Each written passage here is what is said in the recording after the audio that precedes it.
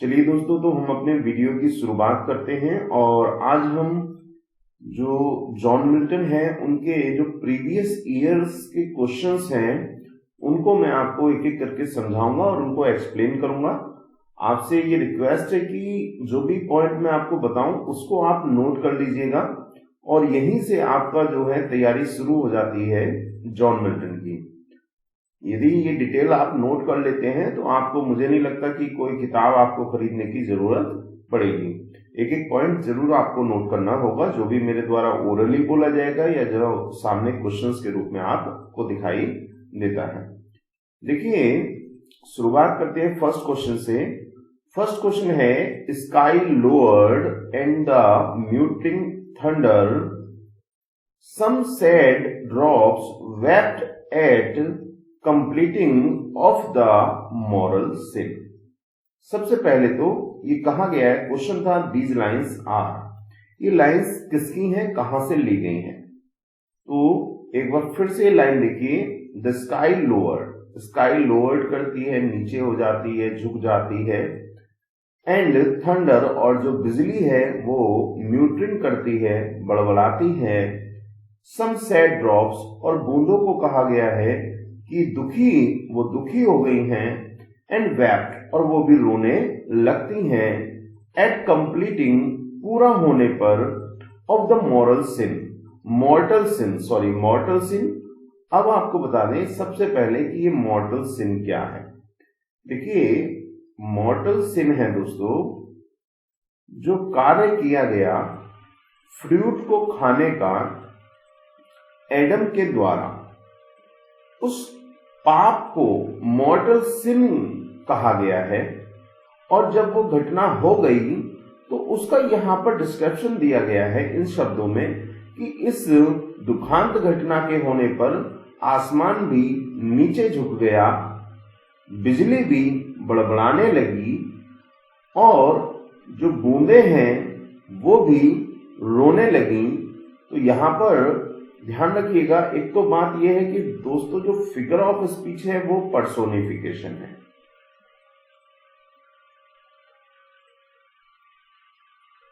Personification, as you know very well कि personification में जो नॉन लिविंग ऑब्जेक्ट होते हैं उनको हम लिविंग मान लेते हैं। अब बात आती है कि लाइन ली कहां से गई है, तो ये पैराडाइज लॉस्ट की लाइनें हैं। इनमें फिगर ऑफ स्पीच जो है वो पर्सोनिफिकेशन है। आप देख रहे हैं कि पर्सोनिफिकेशन कैसे है, तो मैंने आपको बता दिया। इसमें इंपॉर्टेंट फैक्ट क्या है, देखिए ये देख रहे हैं, थंडर, बिजली म्यूटिंग करने लगी, बड़बड़ाने लगी, तो सिंबल आपको मिल गया बोलने का। और नॉन लिविंग ऑब्जेक्ट है बिजली, उसको हम दिखा रहे हैं बोलते हुए, तो इसका मतलब पर्सोनिफिकेशन है। यहाँ पर ड्रॉप्स को कहा गया है कि ड्रॉप्स जो हैं वो रोने लगी, तो बूंदों को हम रोते हुए दिखा रहे हैं, तो यहाँ भी हमने उसको मानवीकृत कर दिया है, पर्सोनिफिकेशन है। और स्काई लोअर्ड, जो आसमान है वो भी नीचे झुक गया, वो भी नीचा महसूस करने लगा, तो यहाँ पर भी क्या है, फिगर ऑफ स्पीच पर्सोनिफिकेशन है। एक बात तो ये। दूसरी बात, ये लाइन ली गई है दोस्तों पैराडाइज लॉस्ट से। कहां से ली गई है, पैराडाइज लॉस्ट से, ठीक है। और मॉर्टल सिन किसको कहा गया है, ये मैंने आपको बता दिया कि वो जो फ्रूट खाने की जो घटना थी जिसकी वजह से संसार में मृत्यु का आगमन हो गया, उसी को मॉर्टल सिन कहा गया है। अब यहां पर मैं आपको जानकारी दे देता हूं, कुछ अन्य जानकारियां जो आपको समझनी है। It is very simple that these lines have been taken from the epic poem Paradise Lost. Paradise Lost से ये ली गई हैं। और यहाँ पर आपको समझना होगा दोस्तों कि ये जो पैराडाइज लॉस्ट है, इससे मिल्टन का क्या अभिप्राय है, मिल्टन ने क्या इससे मैसेज एक दिया है या एक थीम लिया है। तो आपसे पूछा जाएगा, वो थीम मैं यहाँ पर बता देता हूं। To justify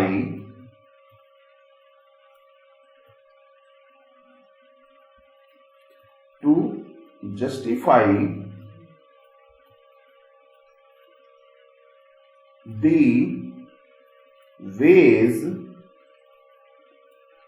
of God, of God.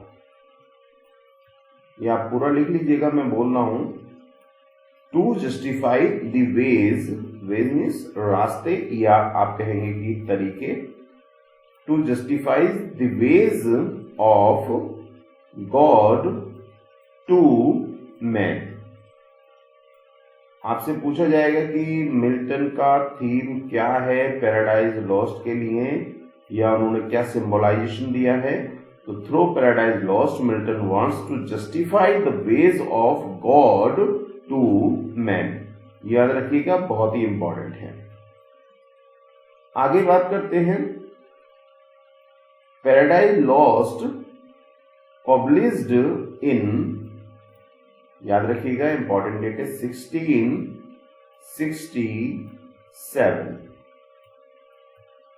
Paradise lost जो है वो पब्लिश हुआ है 1667 में। यहां पर एक बात और इंपॉर्टेंट है कि यहां ये जो पब्लिकेशन हुआ है दोस्तों, ये पैराडाइज लॉस्ट 10 बुक्स में पब्लिश हुआ है। कितनी बुक्स में? 10 बुक्स में। 1667 में जो पब्लिकेशन है उसमें पैराडाइज लॉस्ट के 10 वॉल्यूम प्रकाशित हुए हैं, और इसी को दोस्तों इन्होंने चेंज किया है 1674 में जो सेकंड वॉल्यूम आया है। याद रखिएगा, एक एक पॉइंट आपको नोट करना है। 1674 में जो सेकंड वॉल्यूम आया है उसमें 10 बुक्स को इन्होंने कन्वर्ट कर दिया है 12 बुक्स में। ध्यान दीजिएगा, तो पहला वॉल्यूम 10 बुक्स में और दूसरा वॉल्यूम 1674 वाला जो है वो 12 किताबों में पब्लिश हुआ है।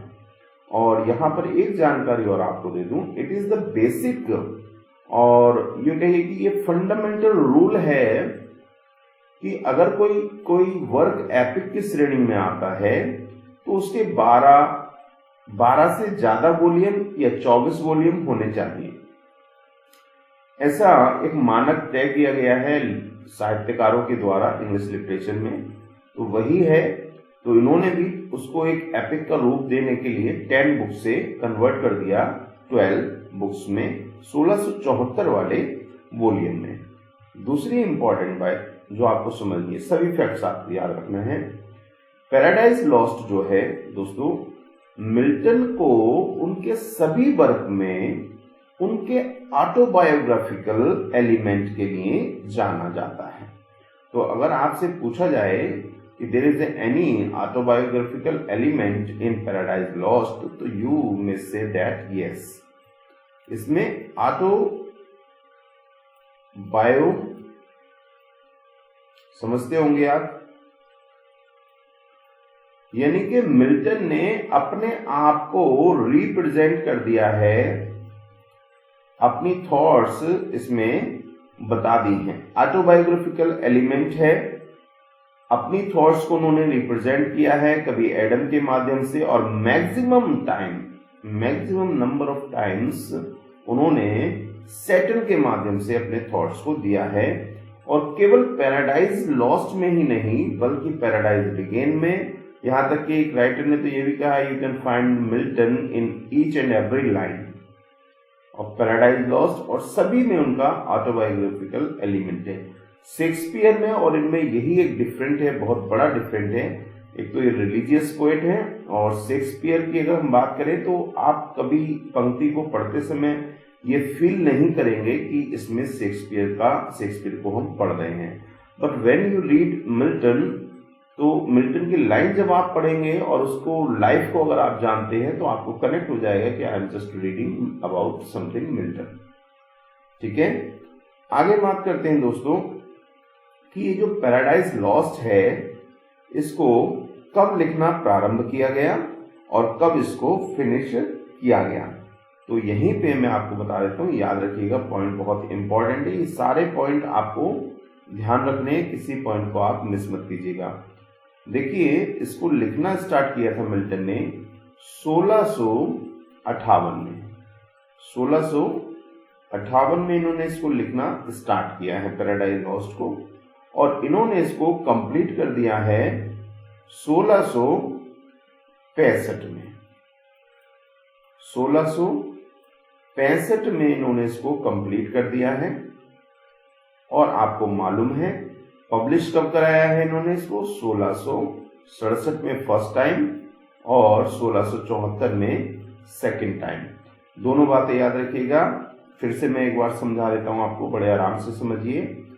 1658 में लिखना शुरू किया पैराडाइज लॉस्ट, 1665 में कंप्लीट हो गया, 1667 में पहला वॉल्यूम पब्लिश हुआ 10 बुक्स के साथ, 1674 में दूसरा वॉल्यूम 12 बुक्स के साथ।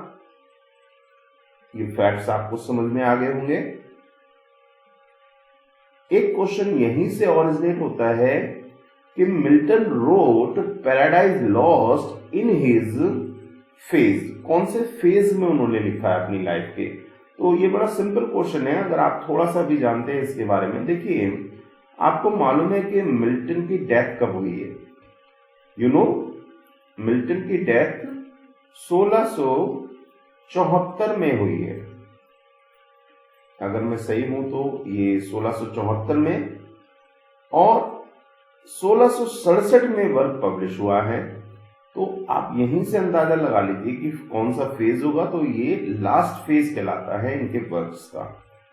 ठीक है, तो अगर आपसे पूछा जाए in this phase of Milton's life the paradise lost publish, तो आप कहेंगे लास्ट फेज में, अंतिम फेज में, जीवन के अंतिम पड़ाव पे उन्होंने ये वर्क लिखा है, पब्लिश कराया है।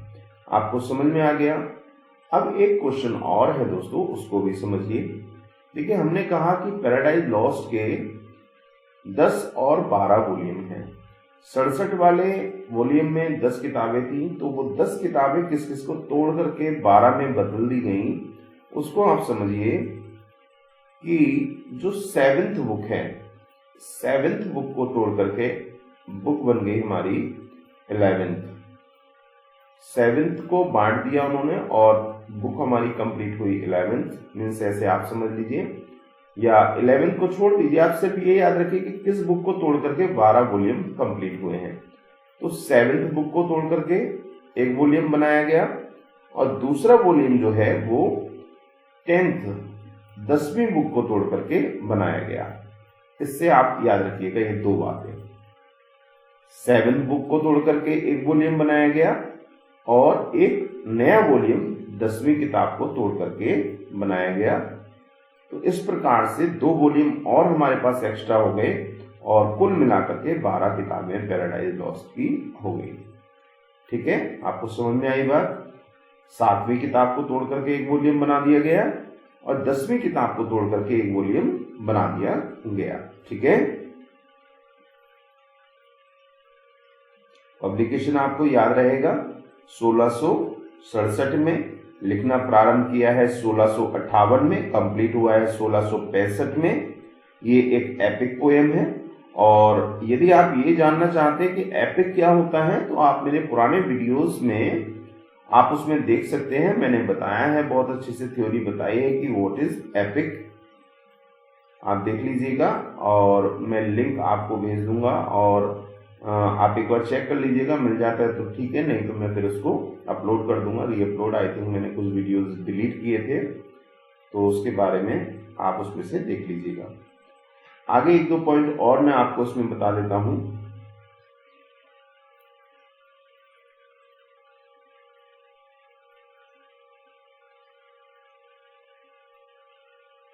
देखिए, ये कहा जाता है, क्वेश्चन आपसे पूछा जाएगा sorry, who is the hero of paradise lost, कि पैराडाइज लॉस्ट का हीरो कौन है। तो आपको बता दो, पैराडाइज लॉस्ट का जो हीरो है वो सैटर्न को माना जाता है दोस्तों। पैराडाइज लॉस्ट आपसे पूछा जाएगा, ध्यान से सुनना मैं क्या कह रहा हूं। आप, पैराडाइज लॉस्ट बुक फर्स्ट का जो हीरो है वो सैटर्न को माना जाता है। किसको माना जाता है? सैटर्न को। और इसमें आपको मालूम है कि 3 ही कैरेक्टर मेन है। कैरेक्टर तो बहुत सारे कैरेक्टर हैं इसमें, बट एडम, ईव और सैटर्न, ये 3 कैरेक्टर जो हैं मेन हैं। बाकी तो बहुत सारे कैरेक्टर हैं, because you know very well that paradise Lost is biblical. Biblical है, ये बाइबल पर आधारित है। इसके जो एलुजन्स हैं, जो उठाए गए हैं, जो उदाहरण दिए गए हैं, जो कैरेक्टर लिए गए हैं, वो कहीं ना कहीं बाइबल से लिए गए हैं। तो याद रखिएगा, who is the hero of paradise Lost Book first अगर आपसे पूछा जाता है तो आप कहेंगे सैटन। याद रखिएगा, सैटन को कई लोगों ने, कई राइटर्स ने हीरो माना है पैराडाइज लॉस्ट बुक फर्स्ट का।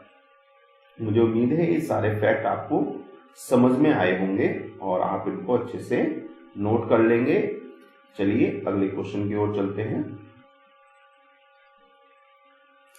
ठीक है, नेक्स्ट क्वेश्चन है, who disapproved Milton's Lycidas for its inherent improbability. Who disapproved, किसने डिसअप्रूव कर दिया लेसिडास को? उसका जो इनहेरेंट, मैंने आपको बताया है, वर्ड को आप फोकस कर लीजिए, कनेक्ट कर लीजिए, फिर आपको कोई भी परेशानी होने वाली नहीं है।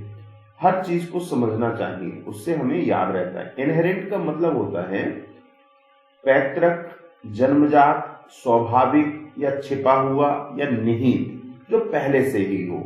इम्प्रॉबेबिलिटी आपको मालूम है, प्रोबेबिलिटी में संभावना, इम्प्रॉबेबिलिटी माने असंभावना। तो किसने इस चीज की वजह से क्रिटिसाइज किया है लेसिडास को? तो पहले मैं सीधे सीधे आपको इसका आंसर बता देता हूं कि इसका सही आंसर क्या है। आपको मालूम हो तो आप देख भी सकते हैं, आप बता भी सकते हैं कि कौन सा आंसर इसमें से बिल्कुल सही होगा।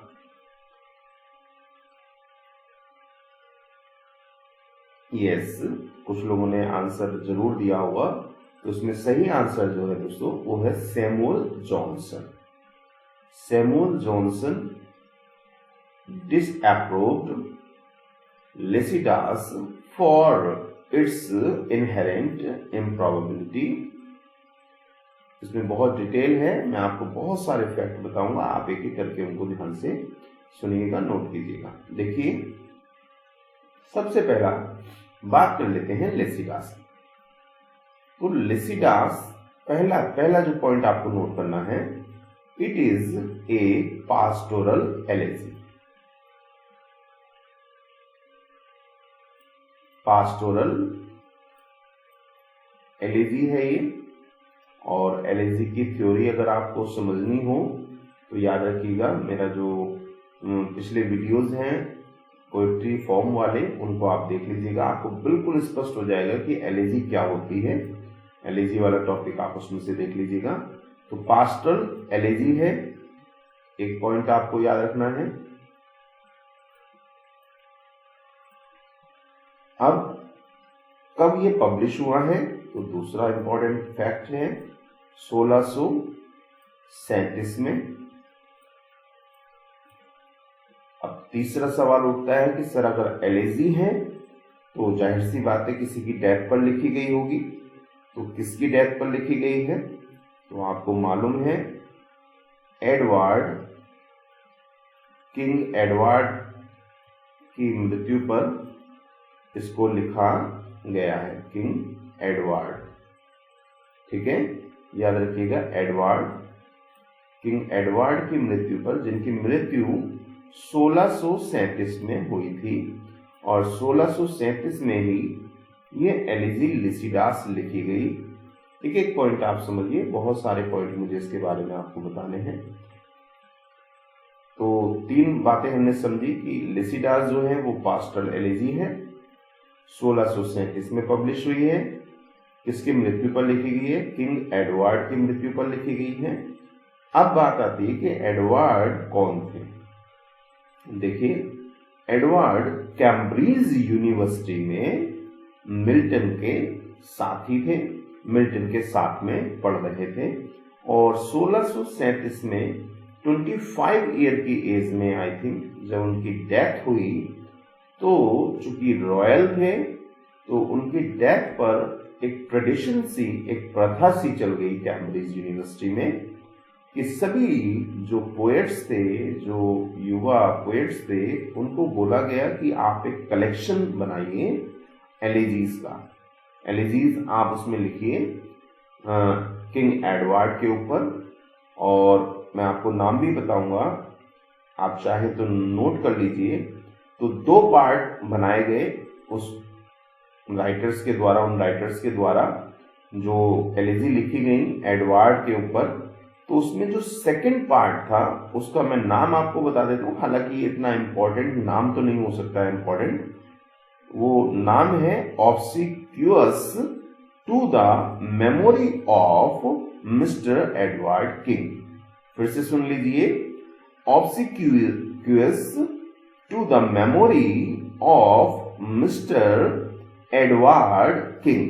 तो ये जो सेकंड पार्ट था मैं उसकी बात बता रहा हूं, सेकंड कलेक्शन की सबसे लॉन्गेस्ट एलेजी अगर कोई थी तो वो लिसिडास थी, और ये लास्ट वर्क था, लास्ट पोएम आप कह सकते हैं, उस सेकंड कलेक्शन की थी।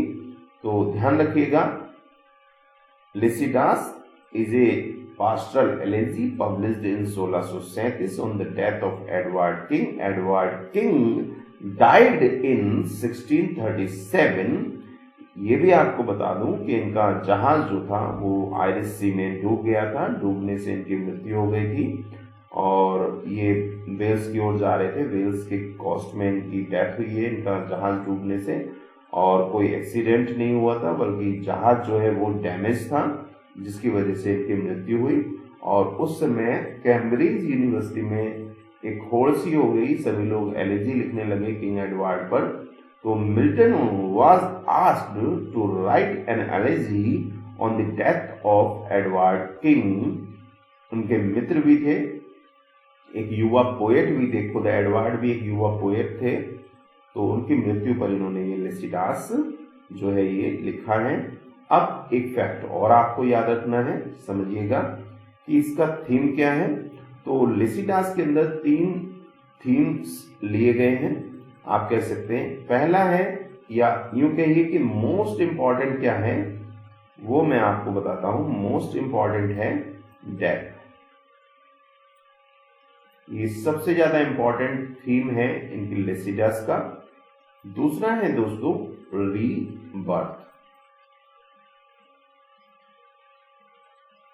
रीबर्थ। ठीक है, ध्यान रखिएगा। और तीसरा जो है दोस्तों वो है corruption of the church. Corruption of the church, note कर लीजिएगा। पहला डेथ, दूसरा रीबर्थ, तीसरा corruption of the church.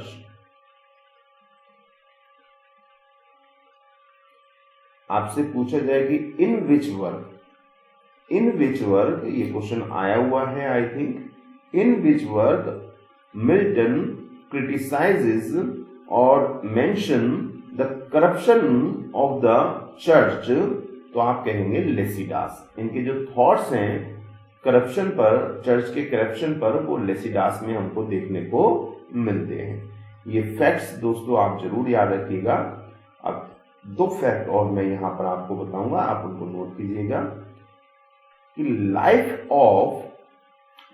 Of Milton is written by Samuel Johnson. Life of Milton is written by Samuel Johnson. Samuel Johnson ने Life of Milton work लिखा है। कब लिखा है मैं आपको बता देता हूं। 1790, याद रखिएगा, ठीक है। 1700, ये याद रखिएगा बिल्कुल। 1779 में सैमुअल जॉनसन ने लाइफ ऑफ जॉन मिल्टन लिखा है, लाइफ ऑफ मिल्टन के नाम से वर्क लिखा है।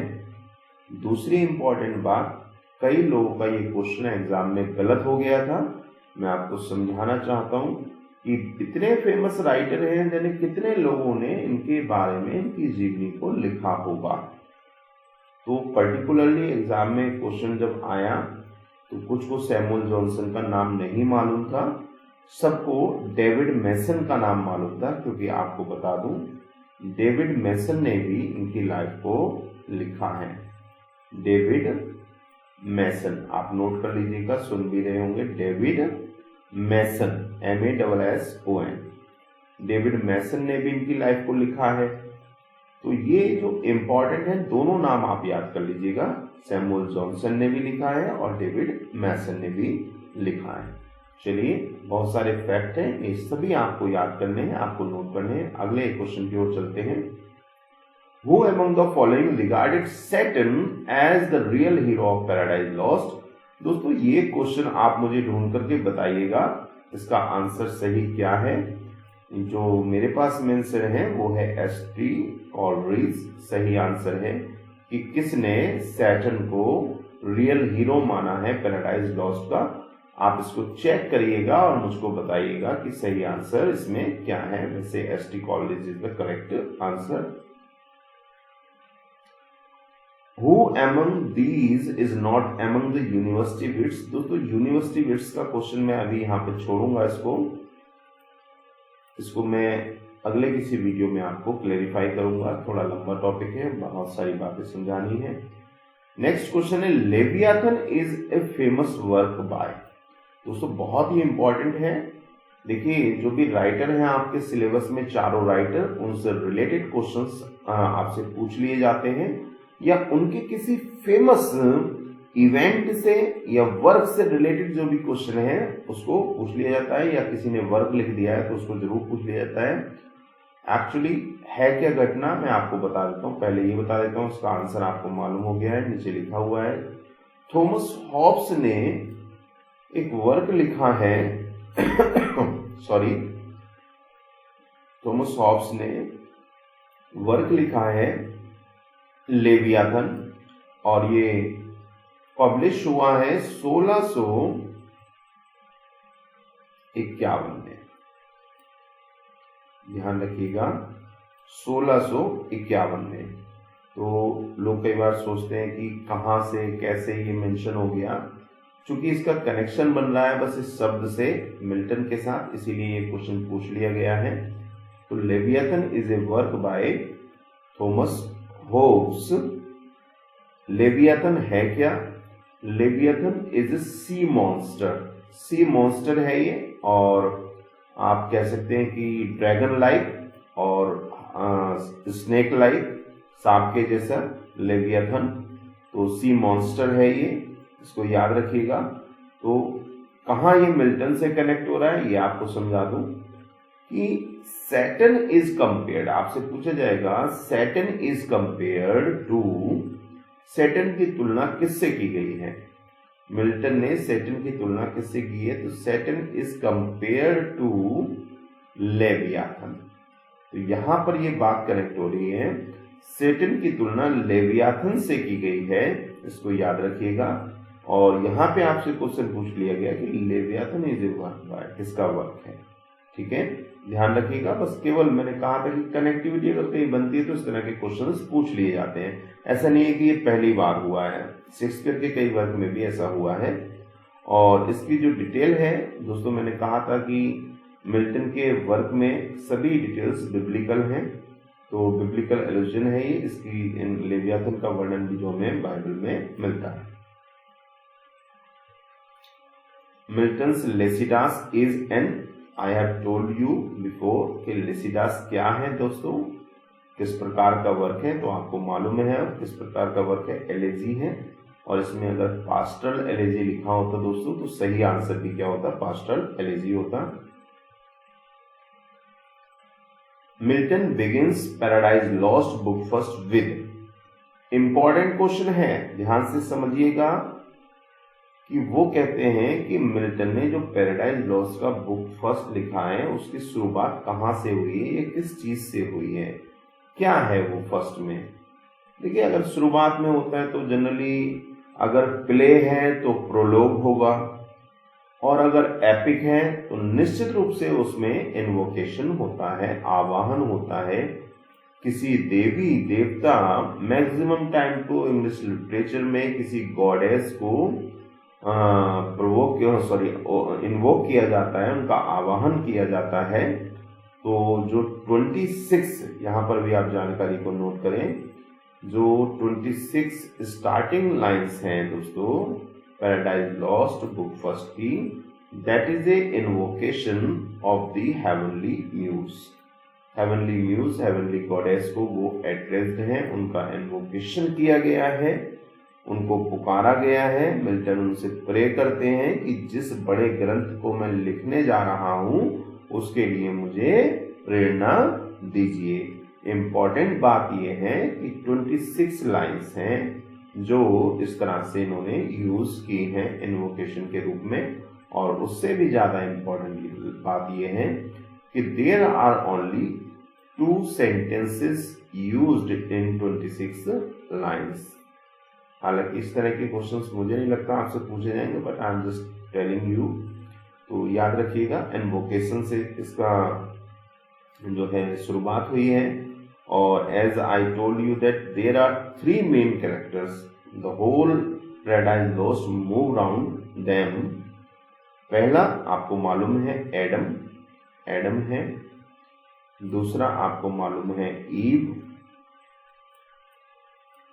और तीसरा आपको मालूम है Saturn.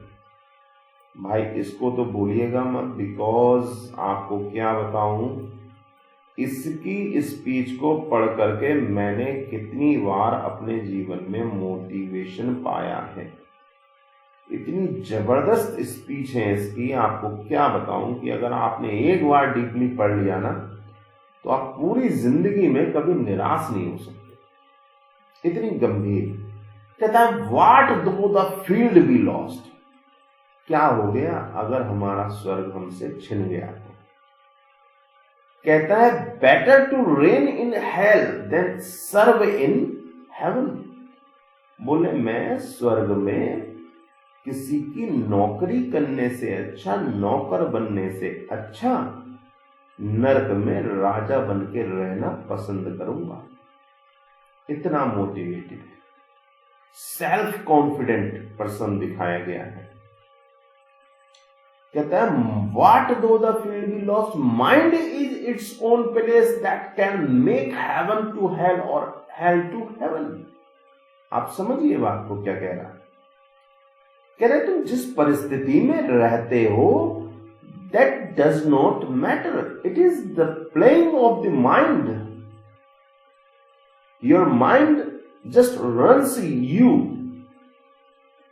It can easily make heaven into hell or hell into heaven। बड़ा समझिए वो क्या कह रहा है कि ये केवल हमारा दिमाग है, ये हमको नचाता है। और अगर हम इसको थोड़ा सा मूव ऑन दे दें तो हम स्वर्ग में नरक को महसूस कर सकते हैं, और नरक में अगर हम हैं तो हम स्वर्ग को महसूस कर सकते हैं। मैं क्या कहना चाह रहा हूं, ये मैं जब कोटेशंस आपको पढ़ाऊंगा तो मैं बड़ा स्पष्ट रूप से ये बात आपको समझाऊंगा। यहां पर मैं केवल बात कर रहा हूं सैटर्न की स्पीचेस की, जो फर्स्ट बुक में, सेकंड बुक में, थर्ड बुक में आपको देखने को मिलती है। इतनी जबरदस्त स्पीच है कि बस क्या बताऊं। I am fan of Milton and Saturn also. बहुत ही गंभीर, बिल्कुल मीन्स कभी ना हारने वाली।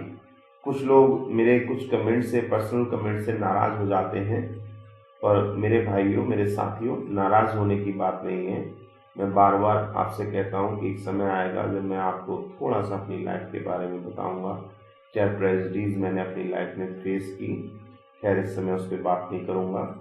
तो वही सिचुएशन में आपको मोटिवेट करने के लिए मैं कहता हूं कि हारना कभी मत, आगे बढ़ना।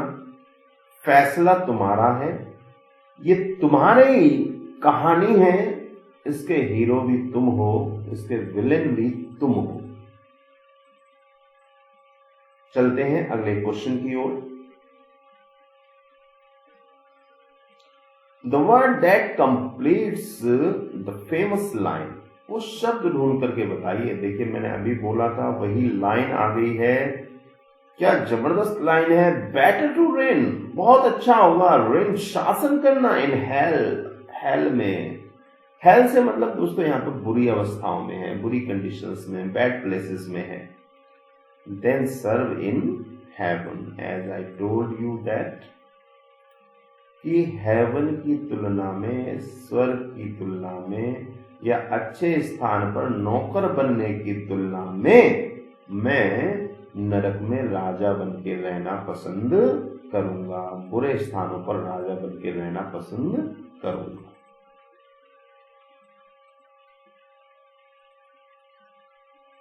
Milton is famous for his, Milton किस लिए फेमस है दोस्तों? यहां एक चीज आपको बताना भूल गया, ये जो लाइन है दोस्तों, better to reign in hell than serve in heaven, ये बुक फर्स्ट में है, याद रखिएगा, बुक फर्स्ट की लाइन है, Paradise Lost Book First, and these words are from the mouth of Satan, ये सैटर्न के शब्द हैं।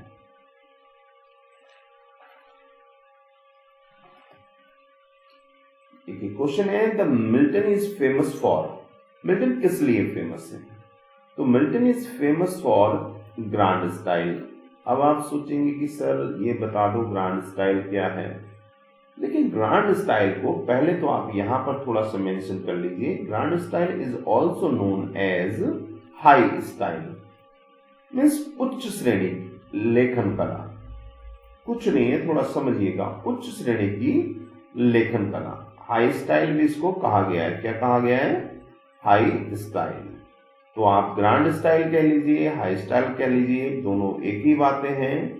मीन्स बड़ा गंभीर विषय जिसमें फिगरेटिव लैंग्वेज का प्रयोग किया गया हो, जिसमें बहुत सारे बिब्लिकल एल्यूजन्स हो, बहुत सारे उदाहरण हो। तो आपको बता दूं, पैराडाइज लॉस्ट और इनके सभी वर्क्स में बाइबल के बहुत सारे एग्जाम्पल्स देखने को मिलते हैं और बड़ी गंभीर शैली की रचना इन्होंने की हैं। मीन्स अगर कहें कि जो होता है ना पैटी थॉट, वो नहीं है, निम्नता नहीं है, जो वल्गैरिटी है वो नहीं है, जो क्या कहते हैं कि होता है ना मोक एपिक, आपने सुना होगा, वो चीजें नहीं है, कोई चुटकुलेबाजी इनकी कविताओं में नहीं है, इनकी रचनाओं में नहीं है। जो भी है बहुत गंभीर विषय इन्होंने लिया है, कहीं पे मोकरी करते हुए ये आपको नजर नहीं आएंगे। when I read Milton, Paradise Lost, Lycidas और कोमस, तो आपको बताऊं कि मैं इतना इंस्पायर्ड हुआ कि मैंने इनके बहुत सारे वर्क पढ़ दिए और मैं एकदम क्यूरियस हो गया, कि क्यूरियोसिटी मेरे में पैदा हुई कि मैं इनको पढ़ूंगा और बहुत सारी चीजें मैं इनसे सीखूंगा।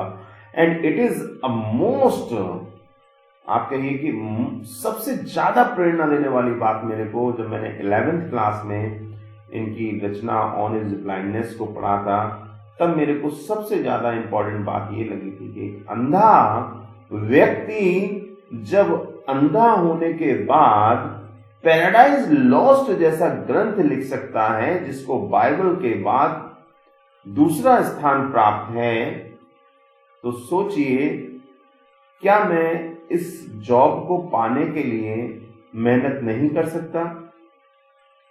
अंधे व्यक्ति ने 12 वॉल्यूम लिख दिए, उसको हम पढ़ रहे हैं, तो क्या हम अपनी आंखों के साथ, अपनी मेहनत के साथ, अपनी स्ट्रगल के साथ इस एग्जाम को क्वालिफाई नहीं कर सकते? ठीक है, चलिए टाइम वेस्ट नहीं करेंगे। ग्रांड स्टाइल, एक क्वेश्चन यहां पे और आपको बता दूं, it is a term, it is a rhetoric term that is given और क्वाइंड बाय मैथ्यू अर्नोल्ड। ये टर्म किसने दिया है, आपसे ये भी पूछ लिया जाएगा, who gave the term grand style? तो मैथ्यू अर्नोल्ड का नाम आप याद रखिएगा, मैथ्यू अर्नोल्ड ने ये टर्म दिया है, आप याद रखिएगा, Matthew Arnold give the term of grand style. Next question की ओर चलते हैं दोस्तों। Paradise Lost is written in free verse, blank verse, rhymed verse, none of the above. तो Paradise Lost is written in blank verse. Blank verse को मैं आपको बता देता हूं बड़ा इजीली, पहले हिंदी में एक लाइन सुन लीजिए, जिंदगी भर याद रहेगी। बिना तुक वाली छंद पंक्तियों को हम ब्लैंक वर्स कहते हैं, जिसमें तुक ना हो, लय तो होगी लेकिन लास्ट में जो राइम है ना वो नहीं होगी। मीटर का प्रयोग तो होगा, पेंटामीटर हो सकता है, टेट्रामीटर हो सकता है, कोई भी मीटर हो सकता है, परंतु लास्ट में तुक नहीं होगा। रेगुलर मीटर का होना अनिवार्य है। जनरली ब्लैंक वर्स को आयम्बिक पेंटामीटर में ही लिखा जाता है। दोस्तों समझ में ना आ रहा हो तो मुझे बताइएगा कि ये पेंटामीटर वगैरह क्या होते हैं। अगर आप कमेंट बॉक्स में लिख देंगे तो मेरे को थोड़ी प्रेरणा मिलेगी और मैं जल्दी ही आपको इसका एक वीडियो दे दूंगा जिसमें आपको मीटर सीटर ये सब क्लियर हो जाएंगे और आपके डाउट्स जो है वो खत्म हो जाएंगे। तो ध्यान रखिएगा, ब्लैंक वर्ड्स का मतलब है to unrhymed lines having a regular metre, generally iambic pentameter. इसकी जो ओरिजिनेशन है वो किसने की है, तो Henry Howard the Earl of Surrey ने इसको सबसे पहले यूज किया है। नाम याद रखिएगा, Henry Howard the Earl of Surrey ने इसको सबसे पहले यूज किया है। इसमें 10 सिलेबल की लाइनों पर जनरली साधारणतः 10 सिलेबल वाली लाइन का प्रयोग होता है, यानी कि 10 सिलेबल का मतलब वही पेंटामीटर। पेंटामीटर 1 सिलेबल 2 सिलेबल मिलकर के मीटर फुट बनाते हैं, फुट मिलकर के मीटर बनाते हैं और मीटर मिलकर के लाइन की रचना करता है। तो ध्यान रखिएगा, unrhymed verses is known as blank words. बस केवल आपको याद रखना कि ब्लैंक वर्ड्स में तुकबंदी नहीं होती, मीटर होता है।